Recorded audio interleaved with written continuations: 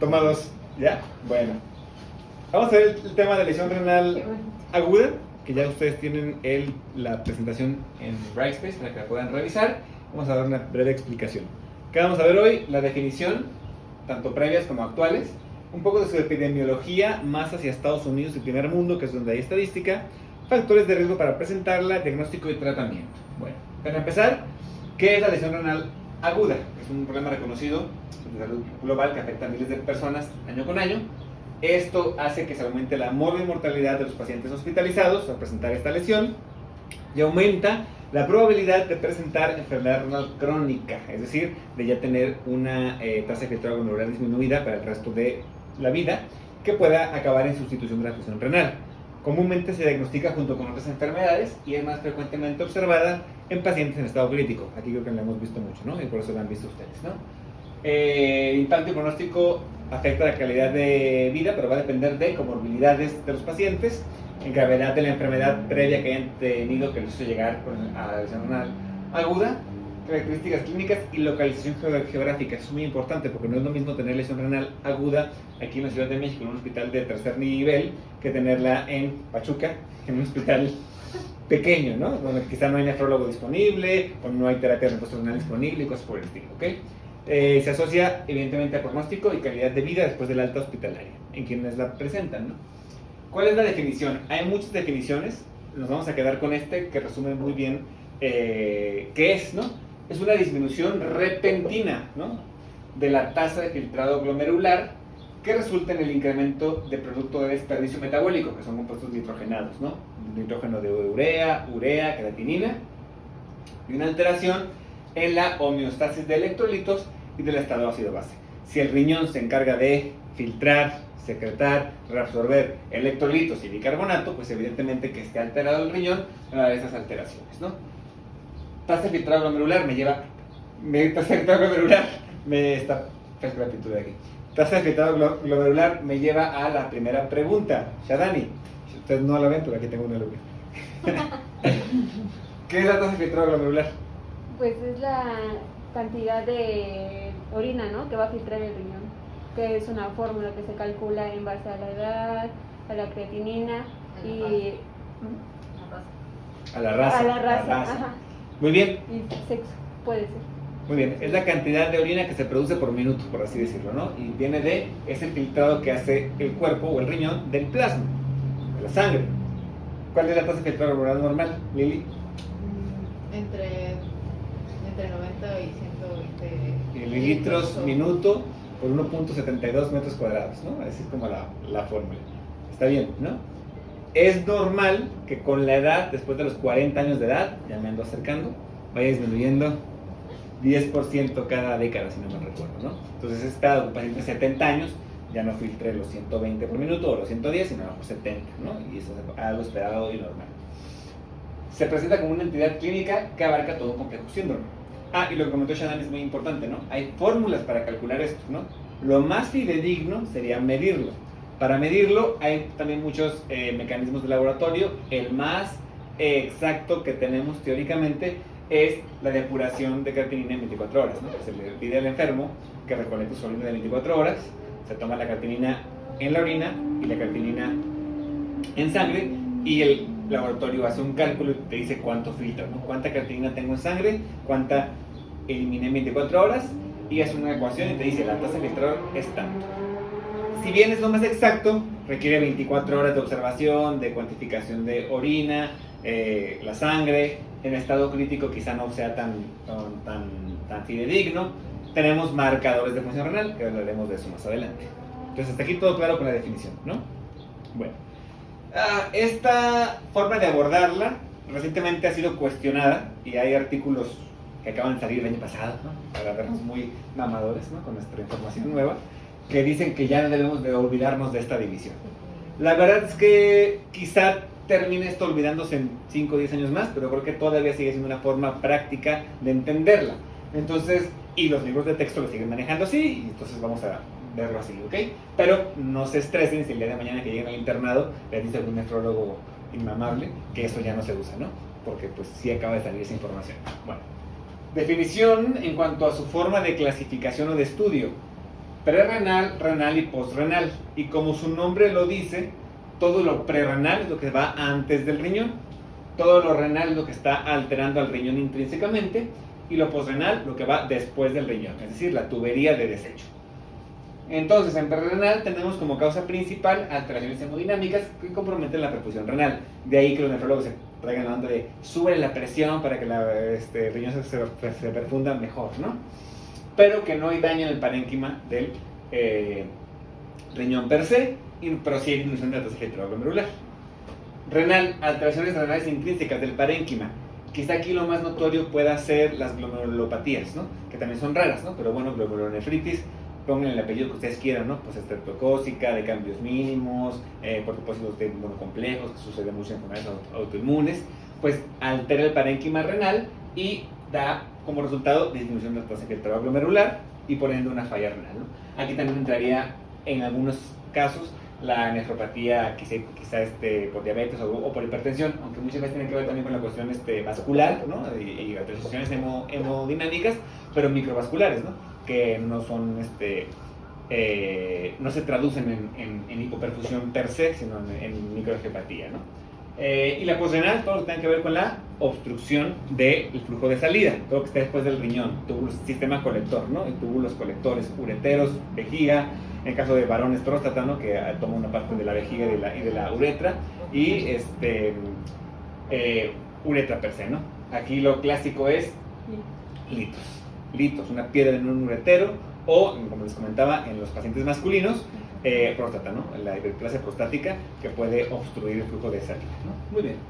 Entonces, todo esto nos da como resultado que hay alteración de filtrado glomerular. Muy bien. Entonces, según las diferentes definiciones que hay, una pequeña pausa porque llegó el snack. Es más fácil subirlo completo que estarlo subiendo por partes. Total, que sepan que en los hospitales siempre se come. Tenemos estas tres definiciones. Nada más que me pongan el taxitaxo aquí que me pone la cara. De nuevo, el taxitaxo va a obstruir el flujo de la cámara, de la clase. Bueno, entonces, en el 2007 se propuso la clasificación Rifle, y pues el nombre suena curioso y es fácil de memorizarse. Viene del acrónimo R de riesgo, risk, I de injury, lesión, F de failure, falla, L de loss, pérdida, y E de end stage, ¿no? Ya se vuelve una enfermedad crónica. En el 2012 se propuso AKIN, que significa Acute Kidney Injury Network. Después le quitaron la N de network, AKI nada más, o AKI, le llaman los americanos. Lesión renal aguda, que es el nombre de la clase, ¿no? Y es el nombre más adecuado que hay para llamarle a la falla renal aguda. El término falla renal aguda ya no se usa, es obsoleto. Todavía se van a encontrar muchos médicos de la vieja guardia que le llaman falla renal aguda, no los corrijan, ¿no? Lesión renal aguda es lo nuevo. ¿Por qué? Porque tiene que ver con que hay algo que afecta al riñón, que lo lesiona y que se va a recuperar, ¿no? Si ahora estudias de falla, ya verás como una falla más permanente, por eso cambió la terminología. Cuestión de semántica. Y las guías de Cadigo de 2014, quizá como que ya mezclando las dos, te hablan tanto para lesión renal aguda como para falla renal crónica. Entonces, ¿cómo lo vamos a definir? Bueno, Rifle dice un incremento en la creatinina por arriba del 50% del basal que se desarrolla en menos de 7 días, ¿no? Akin dice un incremento en la creatinina de 0.3 miligramos por decilitro sobre el basal, o más del 50%, fíjense cómo son casi sinónimos, en menos de 48 horas. Cadigo dice lo mismo, 0.3 más de creatinina o más del 50%, pero aquí otra vez habla de 7 días, ¿no? Y todos van a tener, o sea, para decir que ya hay lesión renal aguda, ¿no? Ahorita hablaremos de las clasificaciones, ¿no? Y todos hablan de también gasto urinario, porque a veces la creatinina, que es un mal marcador de la función renal, que ya explicaremos ahorita por qué, pues tarda en incrementarse, ¿no? Entonces no te esperes a ver esos cambios si en más de 6 horas el paciente está urinando menos de 0.5 mililitros por kilo por hora, ¿no? Recordemos que el gasto urinario normal de un adulto es de 0.5 a 1 mililitro por kilo por hora. Evidentemente no vamos por la vida con una sonda urinaria cuantificando cuánto orinamos cada hora, ¿no? Pero bueno, para pacientes hospitalizados o para pacientes que quizá tengan un control más estricto por diferentes cuestiones, incluso en casas, ¿no? Donde está cuantificando la uresis, pues el gasto urinario también es un buen marcador para hablar o no de lesión renal aguda, ¿no? ¿Qué tienen también en contra estas de las clasificaciones usando la creatinina? Es que necesitaríamos forzosamente saber la creatinina basal de cada quien, ¿no? ¿Ustedes conocen su creatinina basal? ¿Se han hecho exámenes recientemente? ¿Porras dice que sí? ¿Cuánto manejas de creatinina? Punto 9. Punto 9. ¿Punto 9? Ay, de puro músculo, chiquita. Sí. Bueno, yo la verdad, ya me tocan mis exámenes. Yo generalmente en mi cumpleaños que acaba de pasar, es como que así es mi memoria. Y recientemente, los últimos 3 años, que cada año en mi cumpleaños me hago exámenes, ¿no? Y sí, el último año me estresé porque mi creatinina previa había sido de 0.89 y la del año pasado fue de 1.1, que me la marcó el laboratorio como normal todavía, pero dije, ay, güey, ya subí 0.2. Como lo hice en otro laboratorio, dije, voy a darle el beneficio de la duda de que sea por la variabilidad del interlaboratorio. Me hago estudios al año que entra y veo, ¿no? Entonces, ¿Y las condiciones en las que te la tomaste? sí, andaba crudo, no deshidratado. Mi cumpleaños es mal día para tomarse. Ni me acuerdo, pero bueno. Pero bueno, o sea, pero no todos conocemos nuestra creatinina basal, ¿no? Entonces, y mucho menos si llega un paciente al hospital, en muy mal estado, a lo mejor medio inconsciente, ¿no? La familia ni idea de qué medicamentos toma, ni cuándo fue su último examen de nada. Y si no fuera un paciente de la institución, ¿no? Que tiene su registro ahí, que, pues aquí en el sistema me aparece que tiene sus últimos exámenes de hace 6 meses, estaban así, puede ser muy difícil que conozcan eso, ¿no? Y entonces vamos a dividirlo en etapas, ¿no? Rifle tiene las 5 etapas de sus siglas, como les decía: riesgo, lesión, falla, pérdida y etapa terminal. Akin tiene solamente 3 etapas, 1, 2 y 3. Y Cadigo igual, ¿no? Entonces, al final, ¿con cuál me voy a quedar? Yo les diría, Akin es universalmente conocida y la seguimos usando mucho. El lugar al que vayan a trabajar, o donde hayan su internado, su servicio, su residencia, pues la que utilice el servicio de nefrología o en la medicina interna en el que ustedes estén, ¿no? Para que no entrar en conflicto.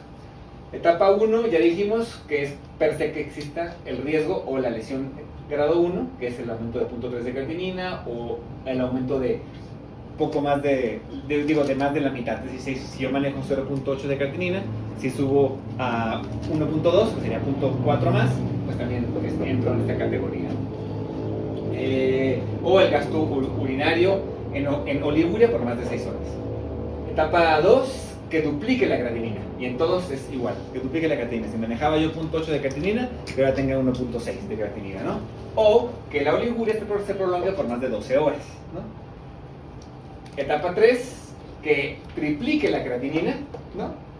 Aquí también es triplicar, me equivoqué. O que el gasto urinario sea menor de 0.3 mililitros por kilo por hora por más de 12 horas, ¿ok?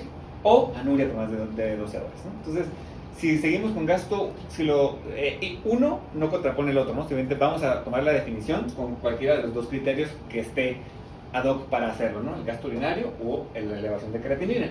Entonces, si nos vamos por el gasto urinario, oliguria por más de 6 horas, por más de 12 horas, o de plano ya, oliguanuria por más de 12 horas, ¿no? Y los niveles de creatinina, 0.3 o la mitad, ¿no? Que aumente o que lo duplique o la triplique, ¿no?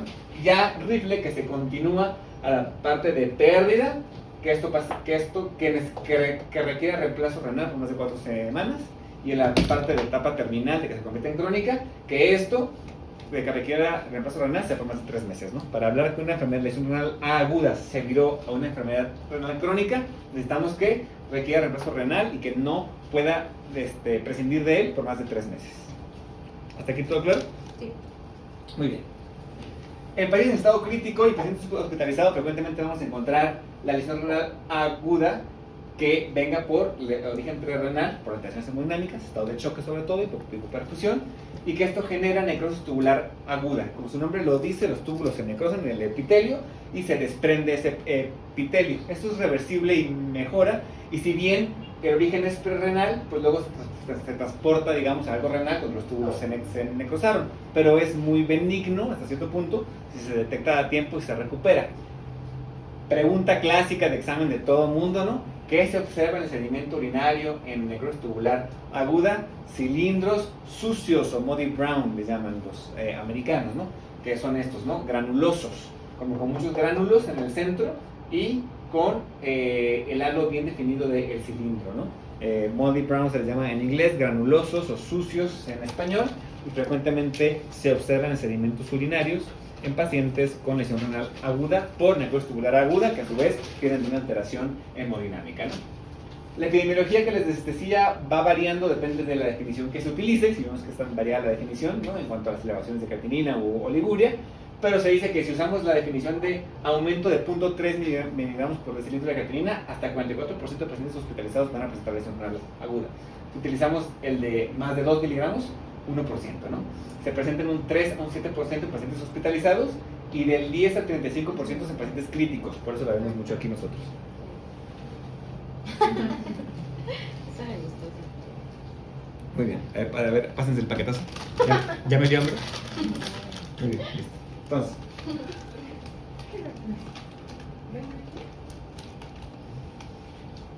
las 5 causas que más comúnmente van a generar lesión renal aguda en la terapia intensiva.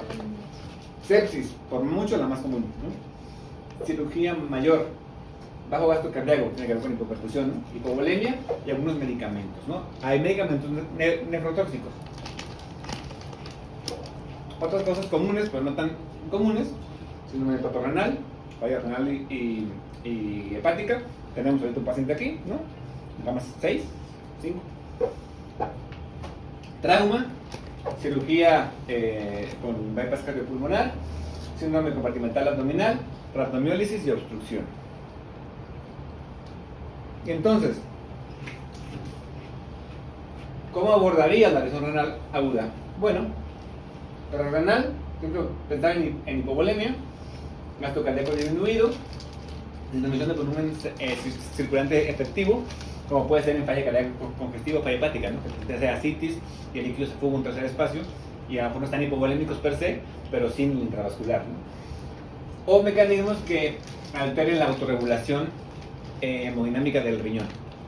Uso de AINES, uso de IECAS y bloqueadores de receptores de angiotensinógeno o ciclosporina. Renal intrínseca, pensar en glomerulonefritis, ¿no? Según la que sospeche, pues estudiarla. Enfermedades tubulointersticiales, que esto puede verse también a sepsis o a isquemia, pues, también tiene que ver con la ecuación vascular, ¿no? O una glomerulonefritis o una enfermedad vascular, perdón, como vasculitis o hipertensión maligna o púrpura trombocitopénica, ¿no? En este caso, también enfermedades tubulointersticiales, buscar también nefrotoxinas, ¿no? Por ejemplo, potasio iodado, aminoglucósidos, cisplatino, fructericina B, ¿no? Toxinas endógenas como puede ser hemólisis o rhabdomiólisis, ¿no? Los pigmentos de la hemoglobina o de la mioglobina pueden también generar obstrucción tubular, mieloma o síndrome tumoral, ¿no? Con los cristales del ácido úrico que se precipitan. Hiposrenal, buscar obstrucción de la vejiga hacia afuera, ¿no? Obstrucción bilateral o unilateral de los ureteros, litos que mencionaron ustedes, hiperplasia prostática o cosas por el estilo. Entonces, para renal se ven un 30 o un 60%, todo lo que tiene que ver con la perfusión del riñón, ¿no? Hay disminución del volumen vascular efectivo, ¿no? Aquí ponen ejemplo diarrea, ejemplo choque hipovolémico, choque que ustedes quieran, ¿no? Baja el gasto cardíaco y eso da la mala perfusión renal, ¿no? Otra causa puede ser el uso de antiinflamatorios no esteroideos, ¿no? Que alteran la hemodinamia del glomérulo. Renal, el 20-40%, ya hablamos de glomerulonefritis, enfermedades vasculares y tubulointersticiales. Hiporrenal, lo menos, ¿no? 1 a 10%, obstrucción ureteral, de vejiga o de la uretra. Esta diapositiva me gusta porque habla de la fisiopatología de la falla o la lesión renal, mejor dicho, posterior a cirugía, ¿no? Entonces, fíjense cómo dice: sangrado, ¿no? Más presión positiva en la ventilación, porque lo intuban al paciente en la anestesia, ¿no? Da como resultado que se disminuye la precarga. Se pierde el volumen, ¿no? Entonces, baja el gasto cardíaco, por lo cual baja la perfusión renal, ¿no? Comienza el paciente con oliguria, y entonces, ¿qué es lo que normalmente se va a hacer en la cirugía? Va a haber inflamación, aumento de estrés oxidativo, trauma vascular, hemólisis, se le pasan líquidos al enfermo, ¿no? Y por una parte, ¿por qué? Porque tiene disminución del gasto cardíaco, pero podemos sobrecargarlo, ¿no? Generar congestión renal y elevar las presiones de llenado en el corazón que nos llevan también a un edema pulmonar, ¿no? Entonces el paciente puede salir con una doble lesión, tanto de edema pulmonar como de lesión renal, pues por este manejo, ¿no? No digo que siempre pase así, pero pues, comúnmente lesiones renales postquirúrgicas puede ser por ese diagrama que acabamos de ver, ¿no? Este artículo de revisión del 2016 dice, ¿no? El diagnóstico temprano y sobre todo la identificación de la causa, ¿no? Es esencial para poder guiar el manejo de la lesión renal aguda, ¿no? Entonces, se presenta súbitamente, ya lo dijimos, ¿no? Generalmente en un periodo no mayor de 7 días. Se convierte en crónica cuando se prolonga más de 90 días, más de los famosos 3 meses que dijimos, ¿no? Los biomarcadores, el clásico es la creatinina sérica, ¿no? Pero ya hemos comentado en clases anteriores que la creatinina sérica es un mal marcador. ¿Por qué? Porque depende de la creatina y la creatina depende del músculo. Entonces, pacientes con mucho volumen muscular es normal que manejen cierto nivel de creatinina un poco más alto. Pacientes muy delgados con poca masa muscular que manejen niveles de creatinina más bajos.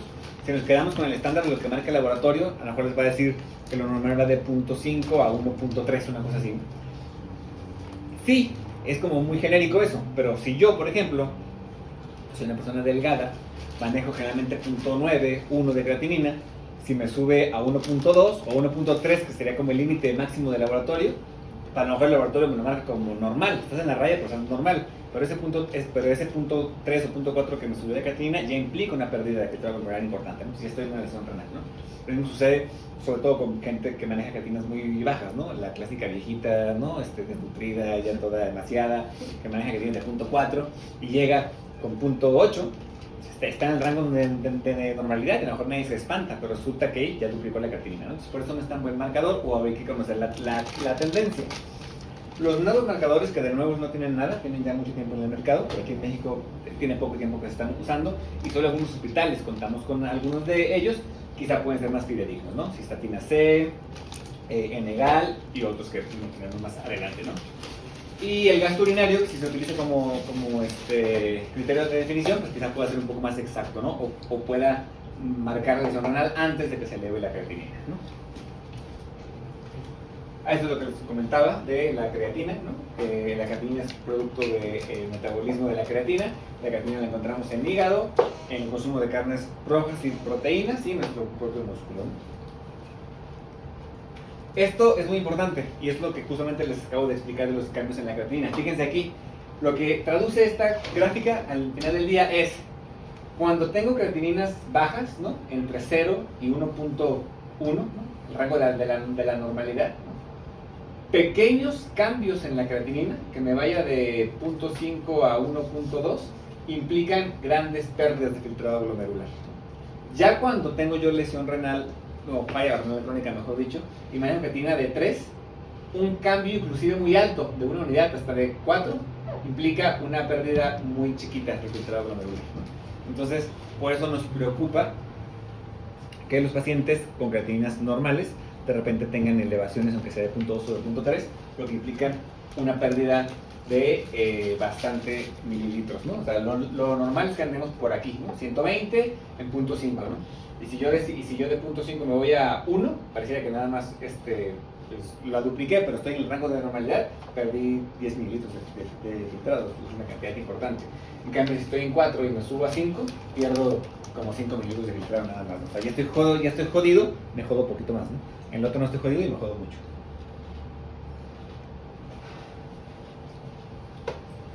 Riesgos potenciales de falla o de no identificar la falla, la lesión renal aguda, si usamos como criterio solamente la creatinina, ¿no? Pues lo que decíamos, ¿no? La creatinina tiene que ver con la masa muscular. Pacientes demasiados, con falla hepática, con sepsis, no van a elevar creatinina, ¿no? Pacientes con sobrecarga de volumen, sobre todo post-reanimación, ¿no? Que yo encharqué, que le puse mucho volumen cuando llegué, voy a diluir mucho la creatinina. Y bueno, hay más ahí, pero subrayé esos porque me parecen importantes, ¿no?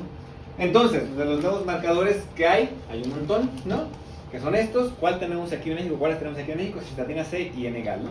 Cistatina C es filtrada libremente por el glomérulo, se absorbe y se cataboliza en los túbulos proximales y no tiene secreción ni reabsorción tubular. ¿Qué factores me pueden alterar, ¿no? La cistatina, inflamación sistémica, malignidad, problemas tiroideos, uso de corticosteroides, tabaquismo, hiperbilirubinemia, hipertrigliceridemia y VIH, ¿no? O sea, pedirle inútil también no sería como muy... Pues si tienes pacientes Séptico. con esto séptico así, pues tampoco es lo más adecuado, ¿no? Epsilina es otro. Si no me recuerdo, marqué en estas tablas los que he investigado que teníamos en el hospital cuando hice esta presentación, que le hice cuando era rodado de medicina crítica. No sé si sigamos teniendo epsilina. Igual se filtra libremente y luego hay una retroacción tubular y tiene su catabolismo tubular. Se puede alterar en sobrecarga de hierro y en inflamación sistémica. Volvemos al punto, ¿no? Pacientes sépticos en terapia intensiva tienen inflamación sistémica, ¿no? Y el N-gal, ¿no? O la gelatinasa asociada a la lipocaína de neutrófilos, ¿no? Que también se hace malignidad. Entonces, la verdad es que estamos un poco atados de manos, ¿no? En cuanto a si vamos a confiar plenamente, ¿no? En un biomarcador, ¿no? Y aquí este diagrama nos dice, según la nefrona, qué sitio estamos evaluando con los biomarcadores, ¿no? Estatina C, está la función glomerular, ¿no? Marcadores de inflamación como el interleucina 18, ¿no? Aquí en esta porción del asa de Henle, y marcadores de función tubular, todos los que tenemos aquí. La verdad es que en México no están disponibles todos esos, entonces por eso me quedo solo con los que les mencioné.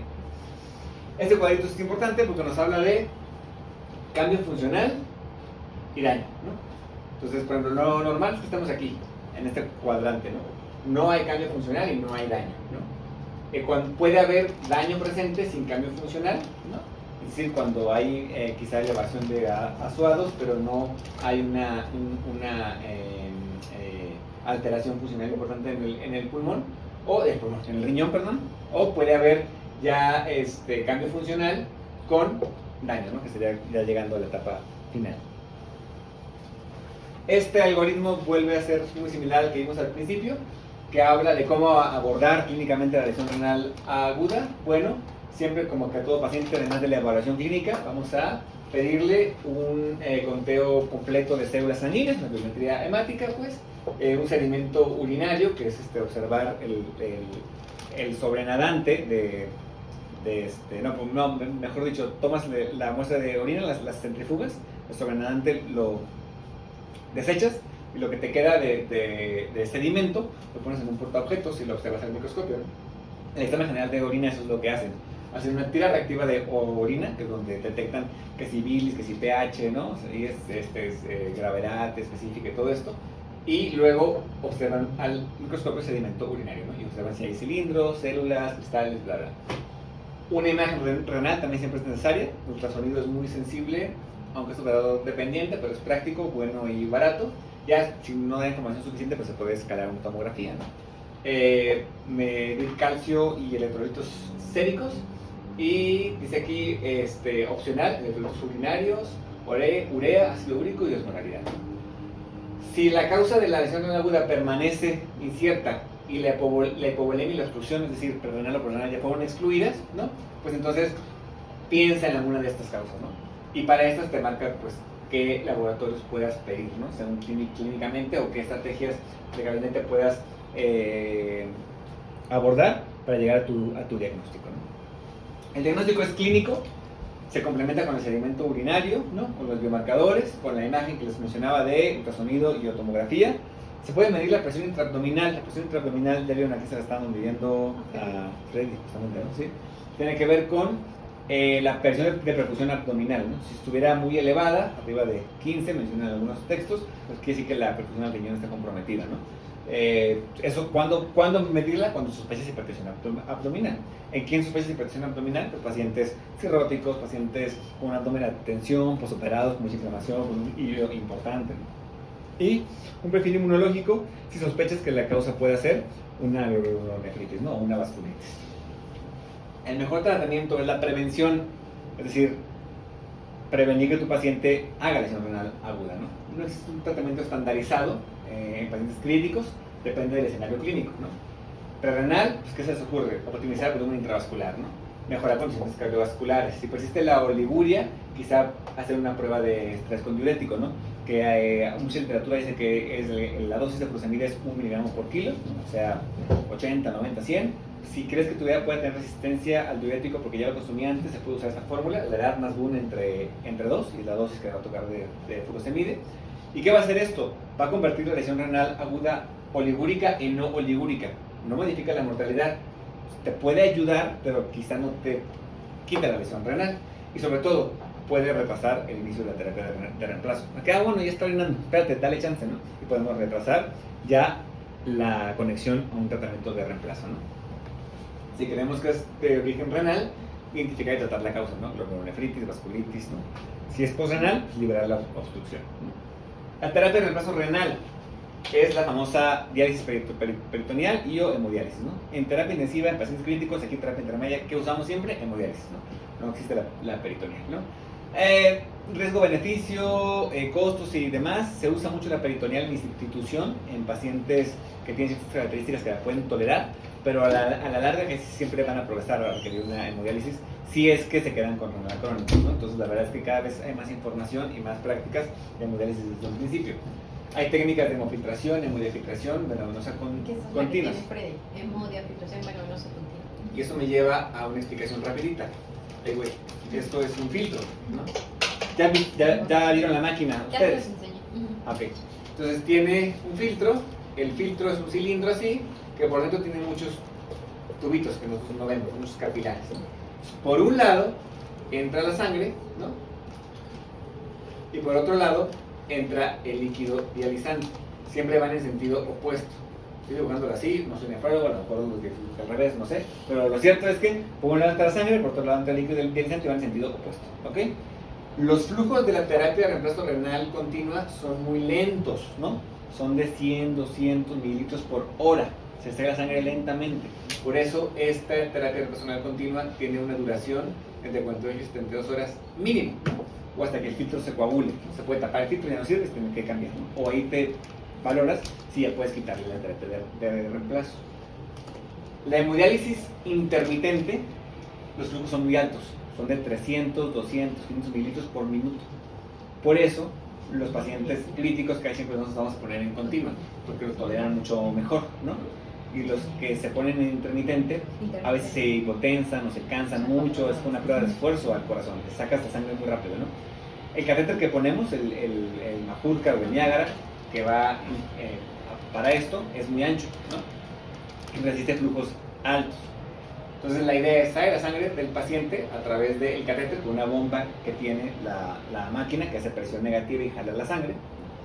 Pasa por el filtro, en el filtro se encuentra en sentido contrario con el líquido dializante y por convección y por diferencias en concentraciones de osmolaridad y eso, se hace el intercambio. Evidentemente mucho más complejo como lo estoy diciendo yo, ¿no? Y con una explicación que un nefrólogo podrá dar más clara, pero para que entiendan, así funciona, ¿no? Y entonces, la sangre ya sale limpia, por así decirlo, de las toxinas urémicas y de electrolitos y regresa a la sangre, al cuerpo, ¿no? Por el mismo catéter, ¿no? Que va al mismo vaso.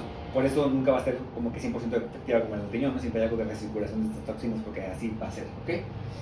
Y el líquido que ya pasó por eso va a una bolsita, ¿no? Que parece orina y se va desechando esa bolsita. Eso en la continua, ¿no? En la intermitente, muy similar, pero mucho más rápido y en periodos cortos, ¿no? 3-4 horas, ¿no? Pueden hacer unas terapias intermitentes que se llaman SLEP, que duran 12 horas, que son unos flujos un poco más bajos y más tranquilos, ¿no? Paciente en estado crítico, la continua es mejor tolerada. Paciente ya no en estado crítico, la intermitente quizás es mejor tolerada y se puede quedar ya como una terapia a largo plazo, ¿no? Que si hemofiltración, hemodiafiltración, o sea, esto tiene que ver con que le pongo líquido dializante o no, y bla, bla, pues ya son como que puntos que aborda el nefrólogo y ve cuál es la mejor opción para el paciente, ¿no? No existe un consenso con respecto a las indicaciones estandarizadas para el inicio de terapia de reemplazo renal en lesión renal aguda en terapia intensiva. Sabemos cuáles son las indicaciones absolutas de hemodiálisis. ¿Cuáles son estas? Sobrecarga de volumen, anuria, acidosis metabólica refractaria con menos de 6.9 de pH, hipercalemia con cambios electrocardiográficos, refractaria a maniobras antihipercalémicas, ¿no? Pericarditis urémica, ¿no? Entonces, si cumplimos criterios de eso, ya no le juegues, no juegues con el diurético, no sé qué, ya, ¿no? Pues el paciente requiere el reemplazo renal, ¿no? Ahora, ¿cuál? Que si continua o intermitente, pues depende de las características del paciente, ¿no? Y depende el lugar en el que esté físicamente el paciente, ¿no? Estos son unos artículos que me puse a investigar que comparan, ¿no? El uso de terapia de reemplazo renal continua contra hemodiálisis, y al final lo que termina es que no hay diferencia significativa en cuanto a la mortalidad, ¿no? El inicio temprano de la terapia de reemplazo renal se considera menos de 6 horas después de que se instauró la oliguria, tardío más de 6 horas, casi siempre van a ser tardíos, ¿no? Porque entre que haz la prueba con diurético, entre que, a ver, a lo mejor jala, toma el laboratorio otra vez, todo, realmente pasan estas horas y casi todos son tardíos, ¿no? No existe un consenso, pero en general se observan mejores resultados con el inicio temprano, ¿no? Y lo que les decía, la continua es la mejor opción en pacientes en terapia intensiva por estado hemodinámico, ¿no? La terapia de reemplazo renal continua no es más que un soporte vital orgánico, ¿no? ¿A cuál? Al riñón, ¿no? Entonces, igual debes de darle soporte a los otros aparatos y sistemas que estén afectados en caso de terapia intensiva, ¿no? Entonces, para concluir, afecta a muchos pacientes en terapia intensiva debido a factores de riesgo de paciente crítico. Se debe de prevenir idealmente, como optimizando el volumen intravascular, evitando fármacos nefrotóxicos, ¿no? Si se va a hacer un estudio contrastado, valorando, ¿no? Que requiera o no el contraste o dar una nefroprotección. Se cortó el video. No, sí, vale. El diagnóstico es clínico, se apoya con biomarcadores y con imágenes. Y la clasificación es dinámica, porque el paciente puede tener cambios en el filtrado glomerular conforme sea sustancia hospitalaria y va cambiando de nivel, ¿no? En cuanto a la lesión, ¿no? Se recomienda que si va a requerir terapia en el reemplazo renal sea de manera temprana. Le dijimos que por diferentes condiciones es difícil que se logre que sea de manera temprana. No retrasarlo con el proceso de pruebas de respuesta a diurético. Y lo que les decía es un soporte vital al riñón, entonces igual dar soporte vital a los órganos necesarios, ¿no? Tener en cuenta que presentar lesión renal aguda durante un internamiento o una complicación hospitalaria aumenta el riesgo de enfermedad renal crónica. O sea, quien presenta lesión renal aguda en un internamiento por diarrea, por sepsis, por cirugía, por lo que sea, tiene mayor riesgo de a la larga tener falla renal crónica, ¿no? Como que es acumulativo, ¿no? Depende de dónde lo lean, pero varía entre un 20 y un 30%, ¿no? Y esta es la clásica pregunta que les hacen los familiares cuando el paciente está en terapia intensiva muy grave y que se identifica esto y que se le habla al nefrólogo y que ya vamos a poner la máquina. ¿Va a quedar dependiente de diálisis? La respuesta es no lo sabemos. Hasta un 20-30% de los pacientes que en una lesión renal aguda, en un cuadro de gravedad, requieren hemodiálisis, terminan dependiendo de hemodiálisis, ¿no? Pero su paciente va a entrar en ese 80% que no, o en el que sí, no lo sabemos. Y creo que es todo. ¿Dudas, preguntas, comentarios, aplausos, mentadas de madre, algo? Bueno, paramos el video y aquí. Bye. Estudien.